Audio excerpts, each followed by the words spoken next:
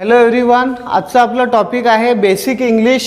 Basic इंग्लिशमध्ये आज आपल्याला दिस, दॅट, दिस, दोज या वर्डचा यूज कसं करतात आणि या वर्ड्सपासून सेंटेन्स कसं करतात आणि ॲक्च्युली हे वर्ड्स किती इम्पॉर्टंट आहे सेंटेन्स बनवण्यासाठी किंवा जे बेसिक लर्नर आहे त्यांच्यासाठी या व्हिडिओमध्ये आपण बघायचं आहे.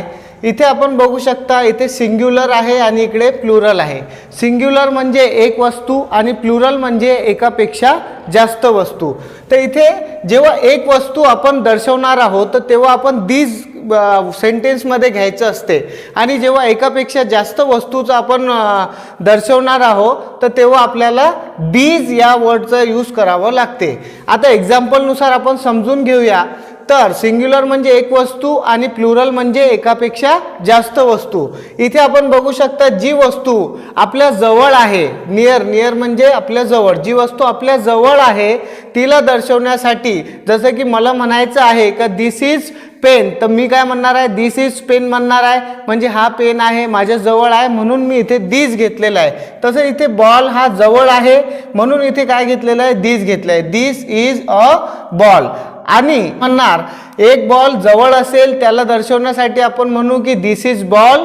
आणि एकापेक्षा जास्त बॉल्स असतील आणि जवळ असतील तर ते दर्शवण्यासाठी आपण म्हणू दीज आर बॉल्स. इथे बघा सेकंड सेंटेन्स आहे. आता हा ॲपल जवळ आहे, नियर आहे, जवळ आहे म्हणून आपण म्हणत आहोत दिस इज ॲन ॲपल. म्हणजे हा एक ॲपल आहे. आणि तसं हे पण म्हणू शकतो दिस इज अ पेन.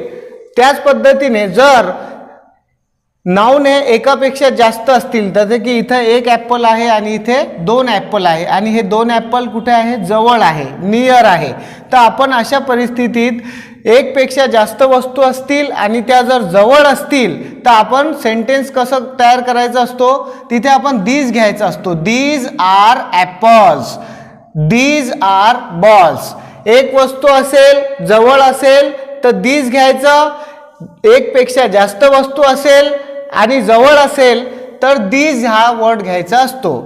त्याच पद्धतीने जेव्हा आपल्याजवळ एखादी वस्तू आपल्यापासून दूर आहे आणि एकच आहे, जसं की हा काईट आहे, हा दूर आहे आणि एकच आहे, अशा स्थितीमध्ये आपल्याला दॅट हा वर्ड घ्यावा लागतो. दॅट इज काईट असं आपण याला म्हणू, दॅट इज काईट. आता सेकंड एक्झाम्पल बघा, इथे पण आहे. इथे हा ट्री आहे आणि ट्री हा थोडा दूर आहे. काय आहे, फार. फार म्हणजे दूर. तर आता अशा स्थितीमध्ये दॅट इज ट्री काय घ्यावं लागेल आपल्याला, दॅट. पण आता वस्तू एकापेक्षा जास्त आहे. इथे बघा हे दोन काइट्स आहेत, इथे एक होता, इथे दोन काइट्स आहेत, बरोबर. वस्तू एकापेक्षा जास्त आहे आणि डिस्टन्सवर आहे म्हणजे की दूर आहे, आपल्यापासून दूर आहे.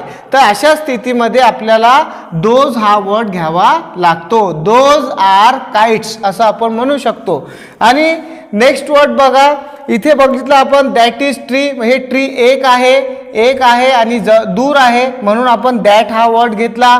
आता दोन ट्री आहेत म्हणजे एकापेक्षा जास्त आहे, प्लुरल आहे की नाही, तर अशा वेळेस आपल्याला दोज घ्यावा लागतो. दोज आर ट्रीज हा वर्ड आपल्याला असं घ्यावं लागेल. दोज घ्यावं लागेल जेव्हा वस्तू एकापेक्षा जास्त आहे आणि आपल्यापासून अंतरावर आहे, अशा कंडिशनमध्ये आपल्याला दोजचा यूज करावा लागतो. वस्तू एक आहे आणि आपल्यापासून दूर आहे, अशा स्थितीमध्ये आपल्याला दॅटचा यूज करावा लागतो. तसंच बघायला गेलं तर वस्तू एक आहे आणि आपल्यापासून अतिशय जवळ आहे, तर अशा स्थितीमध्ये आपल्याला दीजचा यूज करावा लागतो.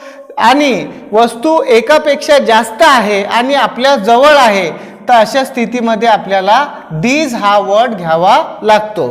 अजून एक गोष्ट लक्षात ठेवण्याची आहे, जेव्हा सिंग्युलर नाउनचं आपण काही सेंटेन्स तयार करत असेल तर तिथे इज हा हेल्पिंग वर्ब घेत असतो आणि जिथे प्लुरल सेंटेन्स बनवत असतो किंवा एकापेक्षा जास्त वस्तूंचा जेव्हा उल्लेख करतो तर तिथे आपल्याला आर हा वर्ड घ्यावा, आर हा हेल्पिंग वर्ब घ्यावा लागतो. इथे बघा, इथेही आर आहे, इथेही आर घेतलेला आहे.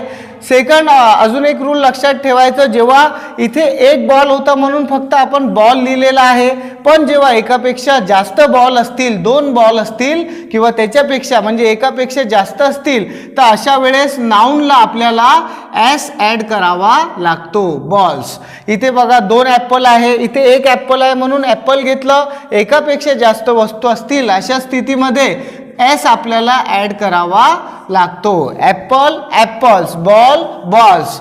इथे आपण इज घेतलेला आहे, इथे आर घेतलेला आहे, कारण की प्लुरल फॉर्ममध्ये आर या हेल्पिंग वर्बचा यूज होतो, सिंग्युलर फॉर्ममध्ये इज या हेल्पिंग वर्बचा यूज होतो. इथेही बघा इज घेतलेला आहे सिंग्युलरमध्ये दॅट सोबत, आणि दोज सोबत आपण दोन्ही सेंटेन्समध्ये आर घेतलेला आहे आणि नाउन सोबत एस सुद्धा लावलेला आहे. हे का लावलं आपण, कारण की हे प्लुरल नाउन आहे आणि एकापेक्षा जास्त आहे म्हणून इथे आपण काय घेतलं, एस ॲड केलेला आहे.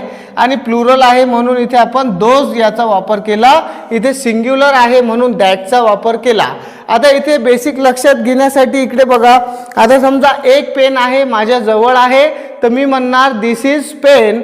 आणि एकापेक्षा जास्त पेन आहेत आणि माझ्या जवळ आहे, तर मी म्हणणार की दीज आर पेन्स. आणि जेव्हा एक पेन आहे माझ्यापासून दूर आहे, तर अशा कंडिशनमध्ये मी म्हणणार दॅट इज पेन. आणि 2 पेन आहे माझ्यापासून दूर आहेत, एकापेक्षा जास्त आहेत, तर अशा कंडिशनमध्ये मी म्हणणार दोज आर पेन्स. अशा परिस्थितीत काय म्हणणार, दोज आर पेन्स. म्हणजे की जेव्हा वस्तू आपल्या जवळ आहे, तेव्हा जवळ आहे आणि सिंगल वस्तू आहे, तिथे आपण दीज या वर्डचा यूज करायचं. वस्तू एकापेक्षा जास्त आहेत आणि आपल्या जवळ आहेत, तर अशा स्थितीमध्ये दीज या वर्डचा यूज करायचा. आणि दीज या वर्ड सोबत आर हा हेल्पिंग वर्ब घ्यावा लागेल आणि नाउनला एस किंवा इयस ॲड करावं लागेल. जेव्हा वस्तू एक आहे आणि आपल्यापासून दूर आहे, अशा स्थितीमध्ये आपण दॅट या वर्डचं यूज करायचं. आणि वस्तू एकापेक्षा जास्त आहे आणि आपल्यापासून अंतरावर आहे, तर त्यांना दर्शवण्यासाठी आपल्याला दोज या वर्डचं यूज करायचं असतो. आणि दोज सोबत आपल्याला हेल्पिंग वर्ब आर घ्यावा लागतो, दीज आणि दोज सोबत, कारण की हे प्लुरल फॉर्म असतात. दीज आणि दॅट सोबत आपल्याला इज हा हेल्पिंग वर्ब घ्यावा लागतो आणि इथे नाउन सोबत एस किंवा इयस ॲड करावं लागतो. चला भेटूया नेक्स्ट व्हिडिओमध्ये. तुम्हाला आमचा व्हिडिओ आवडला असेल तर व्हिडिओला लाईक, शेअर आणि सबस्क्राईब करायला, चॅनलला सबस्क्राईब करायला विसरू नका. थँक्यू.